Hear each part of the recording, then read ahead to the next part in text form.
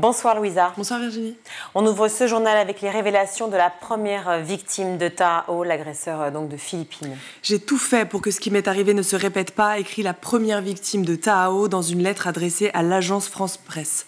Pour rappel, Philippine, jeune fille de 19 ans, fut violée et tuée il y a plus d'une semaine dans le bois de Boulogne par Taao, le tueur présumé. Hier, une ancienne victime de Taao, qui avait porté plainte pour viol en 2021, s'est livrée sur son combat auprès de la justice. J'ai porté plainte, tenu bon au cours des 2 ans d'enquête, d'instruction puis de procès, en me disant que ma démarche protégerait d'autres femmes. Pourquoi le système pénitentiaire a-t-il failli à prévenir cette récidive ? Afin de prévenir d'autres femmes similaires, elle demande plus de moyens et l'ouverture d'une commission d'enquête contre les crimes sexistes et sexuels afin d'évaluer les dysfonctionnements du système. Le tueur présumé était sous le coup d'une obligation de quitter le territoire français depuis juin 2024, ce à quoi l'ancienne victime précise que les défaillances liées à cette obligation ne doivent pas, je cite, « oblitérer la question primordiale de la récidive ».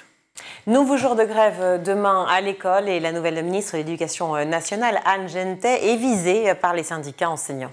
Demain, mardi 1er octobre, plusieurs actions sociales seront revendiquées et portées par les acteurs de la fonction publique et de l'enseignement. Des grèves sont à prévoir dans les écoles, collèges et lycées. La FSU, première fédération syndicale en France de l'enseignement, la CGT et Solidaire, appellent les personnels de l'éducation à rejoindre le mouvement interprofessionnel contre la réforme des retraites. Conditions d'enseignement, création d'emplois, salaire, pouvoir d'achat, accompagnement des élèves, les syndicats demandent des mesures d'urgence. Alors que la nomination d'Anne Genetet est, selon la CGT Éducation, un très mauvais signal et semble signifier la volonté de maintenir coûte que coûte la politique de Gabriel Attal, pourtant rejetée par l'écrasante mobilité des personnels, on pouvait lire sur leur compte X « Toutes et tous en grève le 1er octobre pour nos salaires, nos retraites », pour obtenir enfin des postes et la fin du choc des savoirs. Nous ne résignons pas, nos revendications sont justes et nous sommes légitimes à les exprimer. Des mobilisations sont également attendues dans les transports et dans le domaine de l'énergie. Cette grève débute ce soir et se termine mercredi 2 octobre au matin. On se rend désormais en Loire-Atlantique où un assistant familial a été mis en examen pour viol sur une enfant de 4 ans. Un homme de 32 ans, agrémenté par l'aide sociale à l'enfance, avait la charge d'une fillette de 4 ans, atteinte d'un retard de développement, médicalisée à son domicile depuis fin 2023. Arrêté ce mercredi 25 septembre pour viol avec acte de torture et barbarie sur mineur de moins de 15 ans par personne ayant autorité et agression sexuelle. Les enquêteurs de l'Office des mineurs ont été contactés par un pays frontalier, les prévenant de la diffusion de vidéos. Une enfant française était victime de viol. Problème, peu d'indices apparaissent sur ces vidéos, hormis le lit médicalisé. Services médicaux, éducation nationale et caisse primaire d'assurance maladie sont convoqués afin d'identifier ce lit.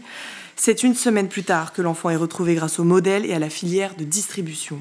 La fillette de 4 ans a été hospitalisée. Quant à l'homme de 32 ans, il fut interpellé. Depuis, il a avoué les viols et la diffusion des vidéos sur des réseaux pédophiles en France et à l'étranger. L'enquête se poursuit et a déjà permis d'identifier d'autres suspects.